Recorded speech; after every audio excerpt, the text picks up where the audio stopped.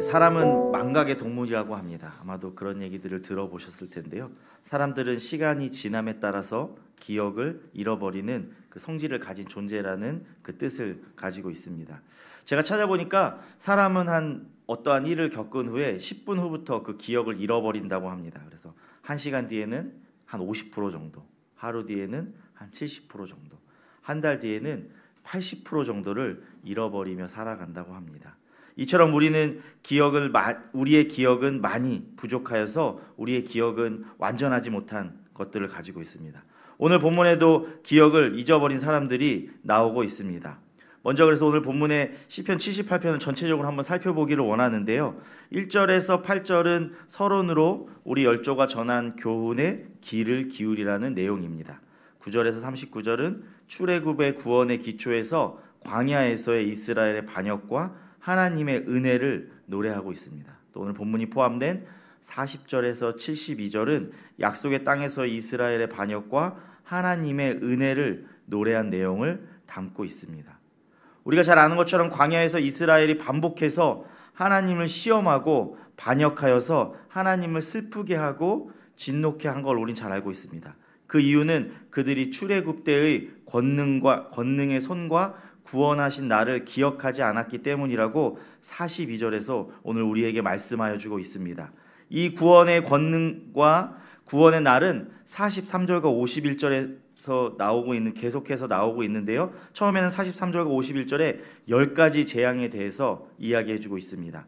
52절에서는 광야에서의 인도하심과 53절에서는 홍해의 사건, 또 54절과 55절에는 약속의 땅의 정복을 상세하게 우리에게 이야기해 주고 있습니다.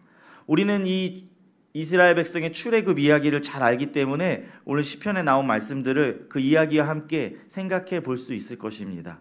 이스라엘 백성들이 출애굽하면서 광야에서 겪은 일들은 누구나 우리 인생에서 한 번 경험하기도 힘든 놀라운 일들을 여러 번 계속해서 경험했을 것입니다. 한 번의 재앙을 경험하기도 힘든데 그들을 구원하시기 위한 10가지 재앙을 경험하였고, 홍해의 사건을 통해서 그들의 적들은 벌하였지만 이스라엘 백성들을 구원하신 그 하나님의 놀라운 구원의 사건들을 그들은 경험하였지만 이제 다시금 하나님 앞에 반역하는 모습을 보여주고 있습니다.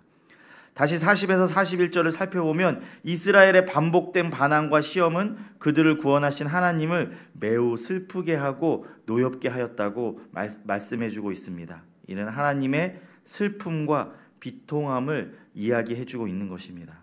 41절에서 하나님을 이스라엘의 거룩한 이시라고 말하고 있는데 이는 하나님의 거룩하심과 절대 주권을 이야기해주고 있는 것입니다. 하나님의 거룩하심과 절대 주권은 하나님의 구원의 능력은 출애굽 사건을 통해서 이스라엘 백성들에게 보여줬는데 그들 앞에 선명히 드러나고 있는데 오늘 이스라엘 백성은 다시금 그 절대적인 하나님 앞에 반역을 거하고 있는 것입니다. 그래서 오늘 성경에서 말씀에서는 이스라엘이 불순종하고 하나님의 심판을 받게 된 가장 중요한 이유는 출애굽 구원의 은혜를 잊어버리고 신의 산에서 주신 율법을 어겼기 때문이라고 분명히 말씀해주고 있습니다. 그래서 오늘 시편의 주된 목적은 하나님의 구원과 말씀을 항상 기억하고 지키라고 우리에게 말씀해주고 있는 것입니다. 그런 의미에서 이 시편은 우리에게 성경에 기록되고 우리 삶 속에서 경험한 하나님의 은혜로운 구원, 예수 그리스도의 십자가와 부활을 항상 기억할 것을 우리에게 이야기해주고 있습니다. 오늘 이 새벽에 이 자리 가운데서 또 영상으로 예배하는 성도님들 가운데는 하나님이 주신 그 구원의 은혜의 때가 있을 것입니다. 하나님이 주신 그 은혜들의 기억들이 있으실 것입니다. 그 은혜가 없다면 우리가 이 새벽에 이렇게 아침부터 일어나서 하나님 앞에 나와 예배할 필요가 없을 것입니다. 그냥 더 잠을 자도 될 것이기 때문입니다. 서두에서 말씀드린 것처럼 사람들은 다 기억을 잊어버리고 산다고 하였습니다. 하나님과의 관계에서도 마찬가지입니다. 그러나 그 하나님과 관계에서 기억을 잊어버린 결과는 우리가 단순히 기억을 잊어버린 것과 같은 결과가 아닌 다른 결과를 우리에게 나타나고 있습니다. 하나님의 구원의 은혜를 잊어버리고 예수님을 통한 구원의 감격이 사라지고 말씀에 대한 사랑이 약해지게 된다면 우리도 모르게 우리는 세상을 따라가게 되고 하나님께 불순종하게 되는 것입니다.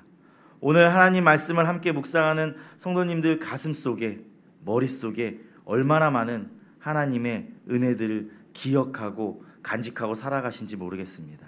우리가 하루하루를 살아가는 것, 우리 삶에서 중요한 순간들, 직장을 구하고 결혼을 하고 자녀를 낳아서 키우는 그러한 일들이 남들도 다 하는 일이기 때문에 별거 아닌 그냥 평범한 일상일 수 있겠지만 우리가 그 일들을 지나고 나면 돌아보면 다 하나님의 은혜인 줄 우리는 깨달을 수 있을 것입니다.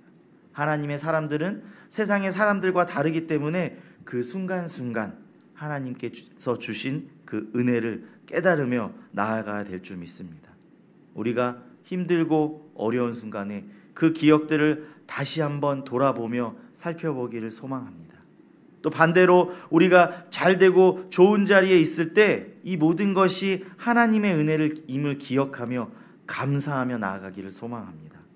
어느 때나 우리가 오늘 함께 부른 찬양처럼 그 찬양의 가사처럼 받은 복을 세어보며 나아가기를 소망합니다.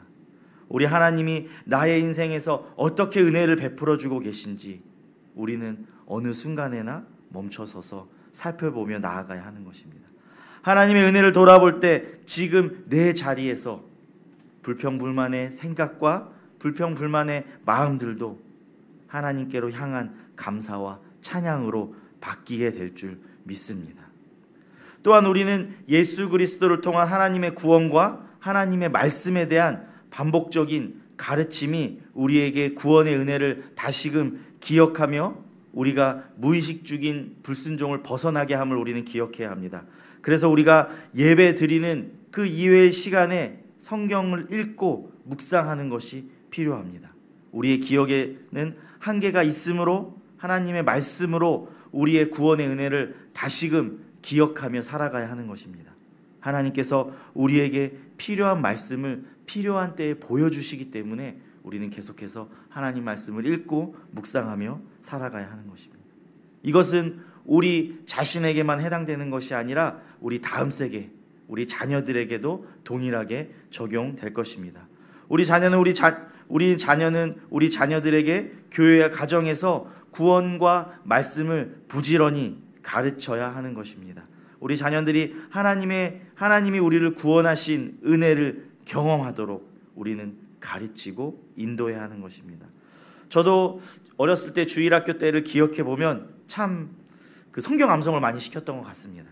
그 말씀들을 억지로 외우라고 하는 것이 아니라 그와 같이 말씀을 외우고 묵상함으로써 그 말씀을 지키고 살아가도록 하기 위해서 저의 어른들, 교사 선생님들이 그렇게 우리들을 가르쳤던 것 같습니다. 우리 자녀들이 하나님을 알지 못하고 하나님의 구원의 은혜를 잊어버리고 살아간다면 오늘 말씀에 나온 이스라엘 백성들처럼 하나님께 불순종하는 죄를 범하게 될 것입니다. 그렇기 때문에 우리도 하나님 말씀을 가까이 해야 되겠지만 우리 자녀들에게도 그 하나님 말씀을 가까이 할수록 가르쳐야 하는 것입니다. 우리는 죄와 허물로 인해서 죽었던 자들입니다. 그러나 예수 그리스도의 십자가 구원으로서 하나님의 자녀가 되었습니다. 하나님은 그것을 한 번으로 멈추지 않으시고 날마다 우리에게 은혜를 베풀어 주시고 우리와 함께하고 계십니다. 우리가 세상으로 눈을 돌리고 세상의 거짓 가르침을 분별하지 못하고 십자가의 은혜를 기억하지 못한다면 우리는 오늘 말씀에 나온 이스라엘 백성들처럼 되고 말 것입니다. 우리 마음도 받은 은혜, 성경에 기록된 복음의 진리, 하나님의 은혜를 우리는 결코 잊어서는 안 될 것입니다. 그리고 우리 자녀들도 마찬가지일 것입니다. 오늘 하루도 세상에서 살아가시는 성도님들은 하나님의 놀라운 은혜를 기억하며 세상의 것에 마음을 뺏기지 않고 하나님께 감사함으로 살아가시기를 소망합니다. 오늘도 우리와 함께 하시는 하나님께서 성도님들에게 오늘도 충만한 풍성한 은혜를 베풀어 주실 줄 믿습니다.